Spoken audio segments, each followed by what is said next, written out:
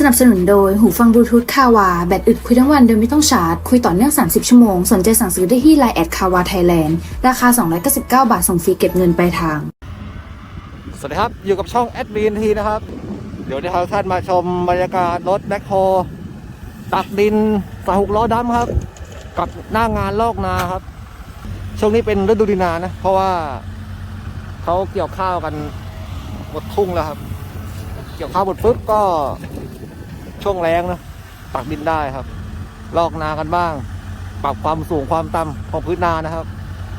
เดี๋ยวไปใช้บริการแบ็คโฮตักหน้าดินออกนะกับแบ็คโฮแคทเทอร์พิลล่า 313 D2GC ครับแบ็คโฮขนาดประมาณพิกัด13 ตันเนาะตอนนี้ก็แต่งเต็มสูบเลยครับไม่ว่าจะเป็นไฟหน้ากระจกแต่ด่วนนะหัวเวอร์ก็มีติ๊กเกอร์จะเต็มเลยครับ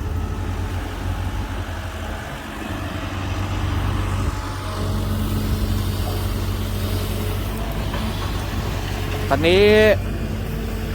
ซีรีส์ครับคีโน่ซีรีส์นะซีรีส์ FC9J เครื่องคอมอันนี้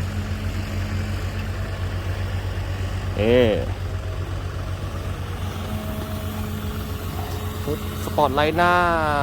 สวยๆเลยครับรถใต้ดีกว่าทุ่งสงน่าจะซื้อรถใต้มาครับอันนี้ทักสิ่งยนตการทุ่งสงรถใต้นี่คือทรงกระบะข้อเขาจะแบบสูงๆอย่างเงี้ยครับโอ้ยจัดเต็มเลยเว้ยชุดนี้เขาแน่นอนจริงครับวิ่งลงแค่นี้เองนะสบายมากโอ้ไอ้แต่แม่โคยังเฟี้ยวเลยโอ้โหพลังเมก้าครับผมเสียงสายพานคอมแอร์มั้งนะ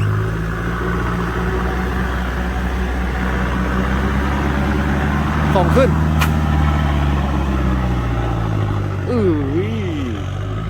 เกียร์2แน่ดูทรงแล้วเนี่ยใช่ไหมเราไปไหวน่าจะเกียร์2 FR 210ครับ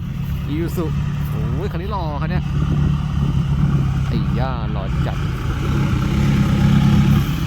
มองเป็นเตี๋ยวออกข้าง4 ใบนี่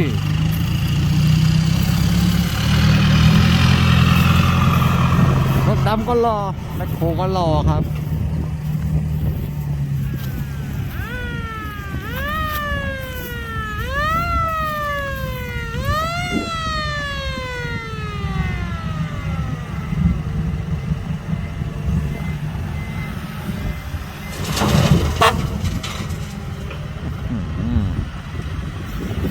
แมคโครเขานี่รายการนะแมคโครปกติแมคโครนะครับที่เราเจอปกติบีบแต่นี่ปิ้นใช่ไหมนี่ป๊อดหนังอร่อยมากครับ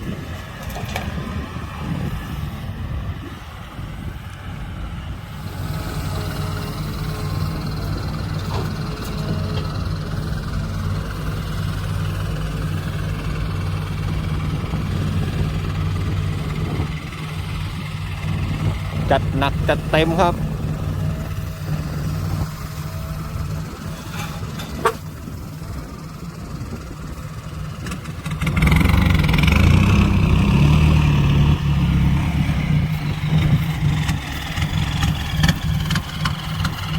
ฟังเสียงดังเหมาะเว้ย CXK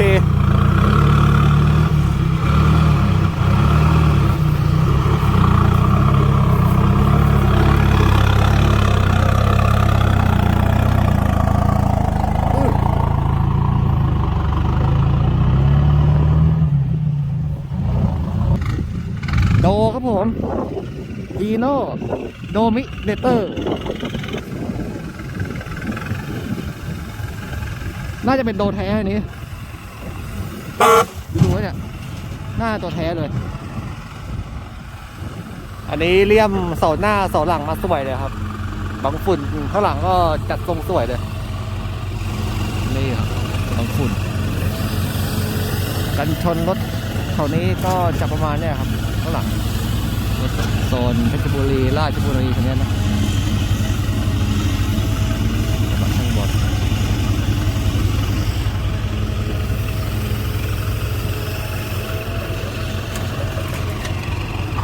อันนี้เครื่องขอบครับวันนี้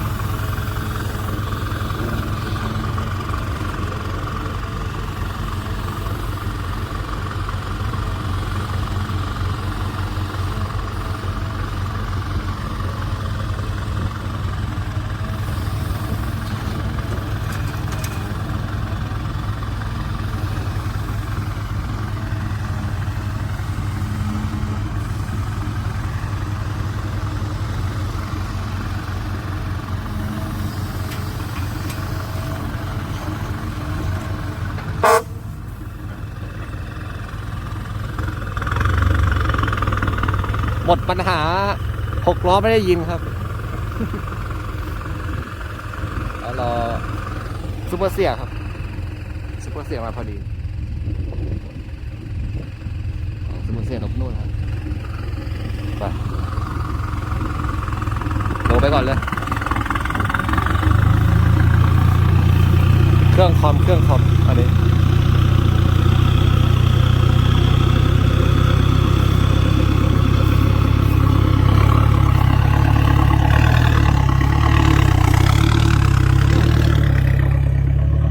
นิ่มครับเดี๋ยวอีกรอบครับผมคันนี้เพิ่งรู้ว่าเป็นโดแท้ทุกคนคันนี้เช็คข้อมูลมาแล้วครับเป็นโด175แท้เลยนะแล้วก็ว่าคลาสสิกกิฟจริงด้วยครับถามต้นแมคโครเมื่อกี้โอ้เสียงเบรกโน้นเนี่ยโอ้ดูว่าเสียงแตร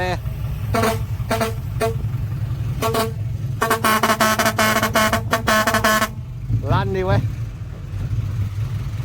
คันนี้เครื่องเดิม WO4D ครับแล้วก็ลงเกียร์ HO 8 รอบ 2นะเฟือง 8 ครับ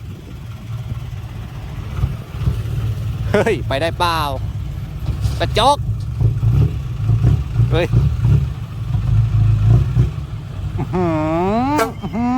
กระจกโอ้ตรงครับตรงเรียบร้อยกระจก ไปแล้วกระจกไปแล้วไม่รู้ว่าใครบีบแต่ไม่รู้ใครเบรกเว้ยโอ้โห210ไปได้ครับ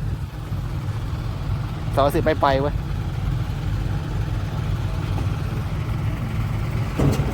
ไปพร้อมกันนะครับผมไปดูโดเลยครับโอ้โดนี่ไฟหน้าลมดำสวยสวยมากกระชนทรงสวยโดแท้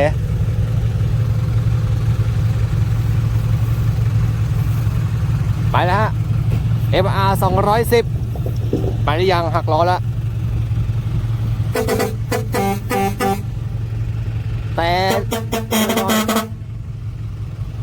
เดินสวยน้อย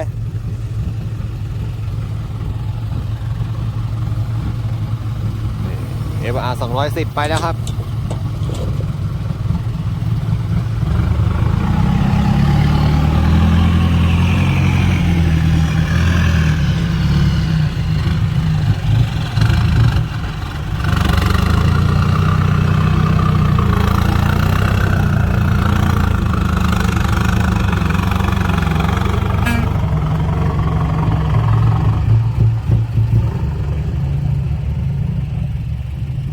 ทีมงานนี้พวก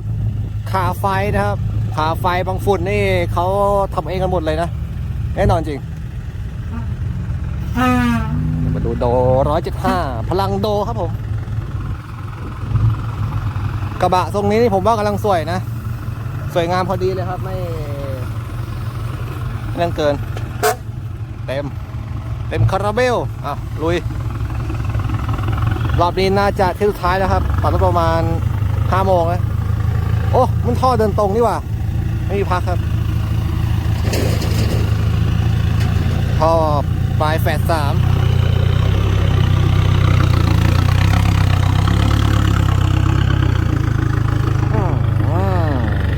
เหลือ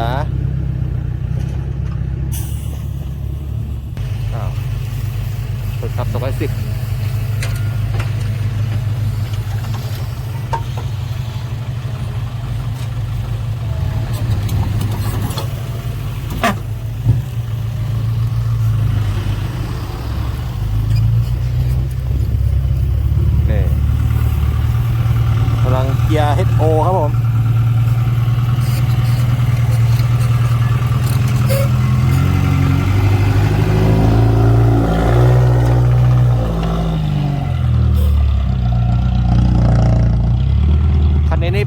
ควันเลยครับ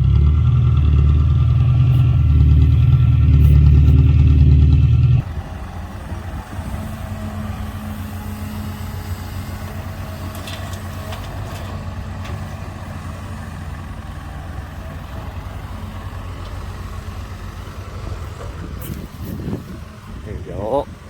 ถ่ายรูปปกแป๊บ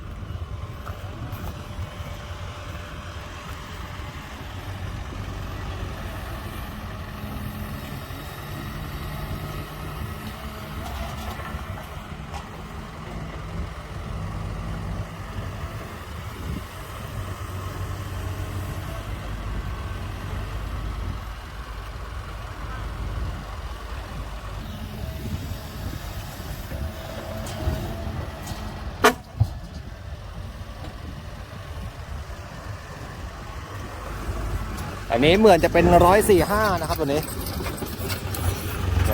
สังเกตได้ว่าตรงโลโก้นี้ไม่มีแรงม้าบอก145นะไม่145ก็155ตัวนี้ไม่มั่นใจว่าปีไหน